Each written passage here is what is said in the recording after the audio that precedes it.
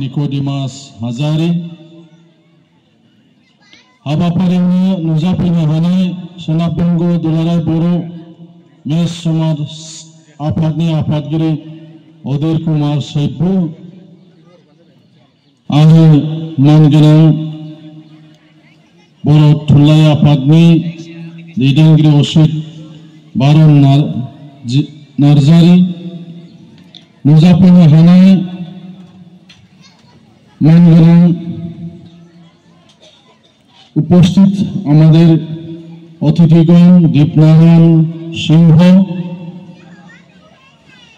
मिनती राय बर्मन मामनी सैब्बू श्री केबी दर्जी retired additional SP आरो गुबुन गुबुन मानगोनां आलासि नोंथांमोन दिनैनि बे गेवलां मेलाव नुजाफैनो हानाय सोनाब बंग दुलाराय बर' फरायसा आफादनि जिल्ला आफाद दखरा आफाद एबसुनि बिबानगिरि नोंथांमोन नुजाफैनो हानाय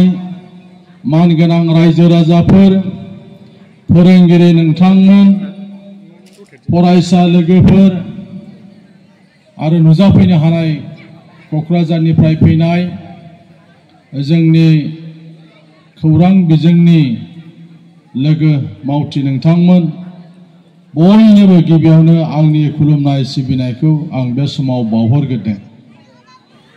सुंद'यै आंनि बिबुंथिनि गेजेरजों दिनैनि जे मेल बे मेलखौ बेखेवनानै होनो थाखाय आङो गसंदों। गोबाव सम लाया, गोबां आलासि दङ, गोबां बाथ्रा बुंनांगौ दं, बेनिखायनो आं गोलाव सम लानानै नस्थ' खालामनो सानाखै। जोङो बयबो मिथिखागौ जे 1952 आव जेला बर' साहित्य सभा दायो, बर' थुनलाइ आफाद दायो, आसाम बेंगल आरो गुबुन गुबुन रायजोआव थानाय बर' लेखा गोरों मानसिफोर, बर'नि मानगोनां सानसुमै बिथांमोन जायफ्रा राव थुनलाइखौ मोजां मोनो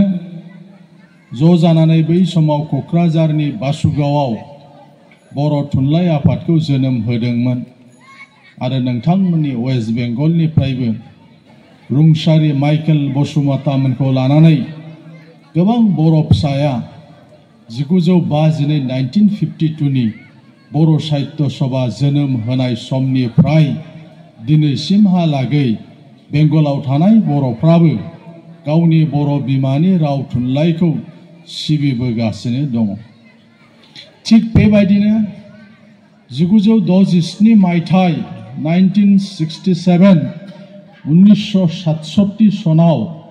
जेब्ला क'क्राझारनि ट्राइबेल रेस्ट हाउसआव दुलाराय बर' फरायसा आफाद एबा अल बड' स्टुडेन्ट्स इउनियन दायो, अब्ला आसामजों लोगोसे वेस्ट बेंगल आरो गुबुन गुबुन रायजोआव थानाय बर' फरायसाफ्रा ज' जानानै दुलाराय बर' फरायसा आफाद एबा अल बड' स्टुडेन्ट्स इउनियनखौ दादोंमोन। मुगानि आगदारि, आथिखालनि बाक्सा जिल्लानि रुंसारि मानगोनां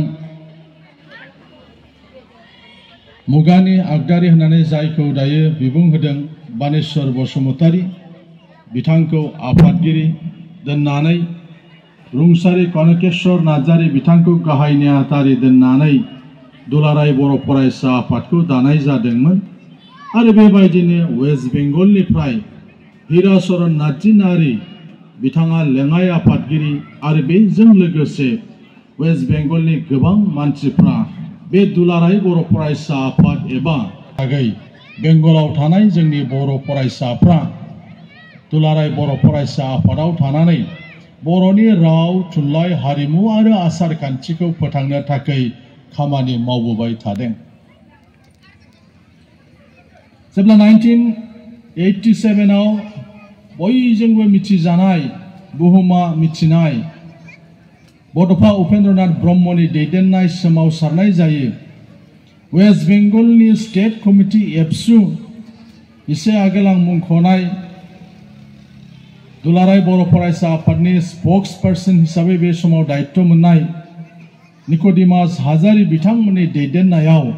वेस्ट बेंगलनि बर' फरायसाफ्राबो वेस्ट बेंगलनि बर' फरायसाफ्रा रायजो राजाफोरखौ लानानै बे समावबो बाहागो लादोंमोन। बायदि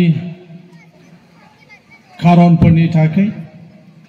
विभिन्न खारनफोरनि थाखाय लासै लासै दुलाराय बर' फरायसा आफादनि वेस्ट बेंगल जिथु स्टेट कमिटि बेयो लोरबां जाबोदों, नोरजिया जाबोदों आरो मोनसे समाव वेस्ट बेंगल स्टेट कमिटि एबसुआ माने गोमोरलांदोंमोन, गैया जालांदोंमोन। 2003 मायथाइयाव जेब्ला बीटीसी एकर्ड जायो, बीटीसी एकर्ड जाखांनायनि उनाव 2004 मायथाइनिफ्राय दुलाराय बर' फरायसा आफादा वेस्ट बेंगलावबो एबसुखौ रिभाइभ खालामनांगौ होननानै, दाफामफिननांगौ होननानै, गोदानै दानांगौ होननानै सावरायलायनाया जादोंमोन 2004 मायथाइसोनिफ्राय। आरो जों खाथिनि मानसि हिसाबै, जोङो क'क्राझारनि मानसि हिसाबै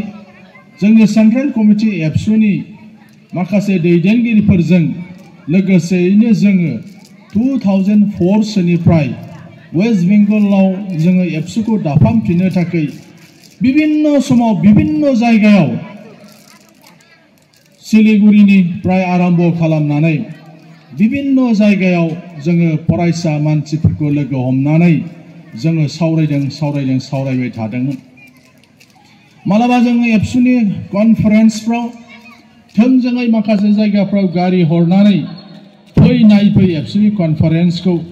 ओरैनो बाहागो लाफैल', जदिवबा बेयाव स्टेट कमिटि गैयाबाबो, बेयाव डिस्ट्रिक्ट कमिटि गैयाबाबो, एबसुनि कुनु आफाद गैयाब्लाबो अब्लाबो नोंथांमोना नायफै बेबायदि होननानै जोङो बोसोरथाम बोसोरब्रैसो माखासे जायगानिफ्राय जायफ्रा बै समाव जोंजों जगाजगाव दङमोन बा जोङो जायफोरखौ सिनायोमोन